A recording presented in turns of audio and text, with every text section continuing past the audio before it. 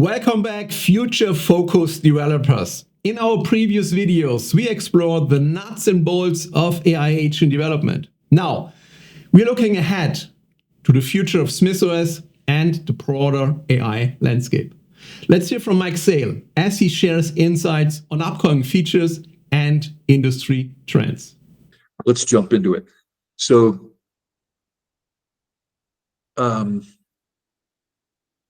when we take a look at where Smith is going next, we are doing and adding a lot more to the capability, pulling things out of the beta status that you see here, alpha pre-release. Obviously, these will be much more mature and capable and ready to go. They're frankly pretty rock solid now. There are just a couple times when we run into some very small problems.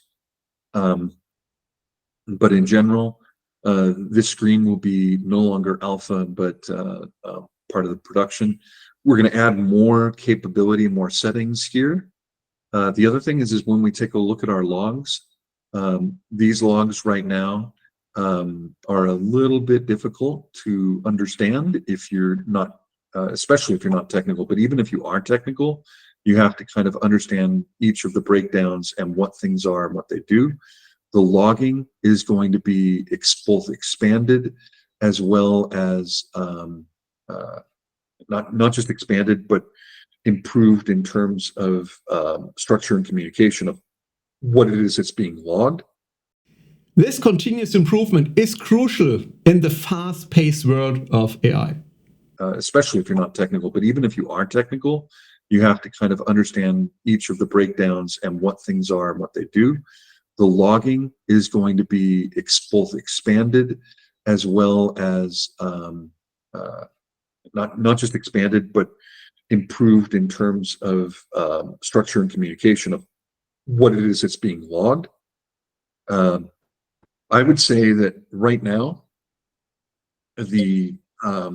the work schedule, I have seen it works. All right. In the very, very beginning, it was a little buggy, but now it works. It's pretty rock solid. I have not had any problems with it. The agent skills, basically what allows you to run a particular endpoint and then go ahead and add a CSV file to that. Enhanced logging capabilities are a game changer for AI development. It allows for better debugging and optimization. We start to progress. The chatbot is getting some major love and attention as well.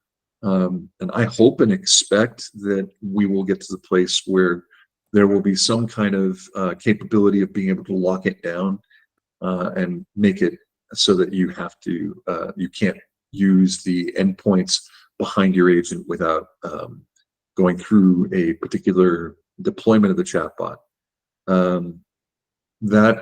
Those are some of the things that are coming. File upload is one of the, like I said, chatbot's going to be getting a lot of love. File upload is definitely one of those. I'm trying to remember the other specifics. I don't have off the top of my head, but chatbot in particular is getting a lot of love. The focus on improving chatbots and their security aligns with the growing demand for more sophisticated conversational AI in various industries. We realize that there's a lot of things that we can do to vastly improve it. But I think some of the key things, logs again, are a big one. For me, a lot of times I have APIs that are running or things that are running in the background, and I need to be able to see, if something did fail, when did it fail? I know one of the things on the roadmap are notifications for certain conditions. Like, for example, when my work schedule is complete, you could send off a notification or even make a call to another agent that can manage your notifications and logging for you. That's what I do, is I have an agent that's there for logging and an agent for notifications. This inter-agent communication Mike mentions is a fascinating development. It opens up possibilities for creating more complex, interconnected AI systems. Let's see, there was personalization is another thing that's being focused on and added to Oh, multimodal. And in fact, uh, multimodal essentially means that you will, in fact, we can go back to our agent and look at the components. It was literally added into Smith in the last day, right? This was not here yesterday. So right now, this is locked down for me because I don't have the Google AI key, but I will definitely go and play with that and find one. I'm very, very curious to see what you're going to be able to do with this, but essentially it will allow you to work with uh, images, text, probably. It all depends on the underlying skill of the particular LLM that's being used. And right now it looks like we're starting with Google, but yeah, multimodal is going to be more of a thing uh, with voice input, with images, video, and all that kind of fun stuff, as well as output, right?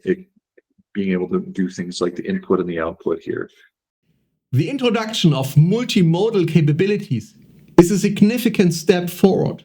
It allows AI to process and generate various types of data, expanding the potential applications of AI agents. You're going to see, in terms of where the industry is going, we're absolutely seeing more of a move towards multimodal as well, where things like voice, the problem, for example, with voice response is that your response has to be super, super fast. Mike's point about the speed requirements for voice response highlights the ongoing challenges in AI development. Those are some of the big things that are happening. You're going to see, in terms of where the industry is going, we're absolutely seeing more of a move towards multimodal as well, where things like voice, the problem, for example, with voice response is that your response has to be super, super fast. So we're going to see some focus on things like the speed of LLMs will improve vastly. You're going to see more capability around very, very inexpensive pieces. The one thing that you can be assured will absolutely be a constant in this industry is that what models work best for what things is going to change. Like right now, for today, for this, like, and it literally could change to by on Monday. It is Claude 3.5 that does the best at content generation of English language content. It just happens to be that way today in very particular or broad cases for that piece. Very particular ones, you may be using something else.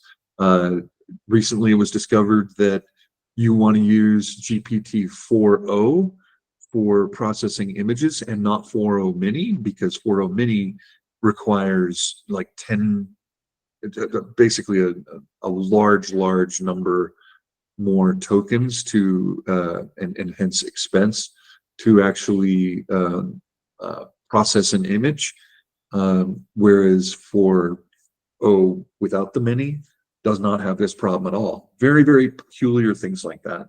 More and more of the peculiarities will be hashed out. There will always be probably a difference between winning will become less and less as we progress. And with that, that is... The rapidly changing landscape of AI models that Mike mentions is something to keep an eye on.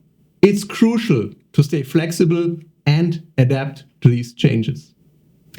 As we've seen, the future of SmythOS and AI is filled with exciting possibilities.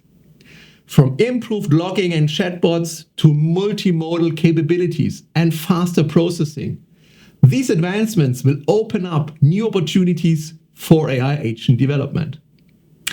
In our next video, we will be exploring file processing and content generation in SmythOS. Practical applications that leverage these emerging technologies. Thanks for joining us in this SmythOS Masterclass video. Until next time, keep innovating and stay future focused.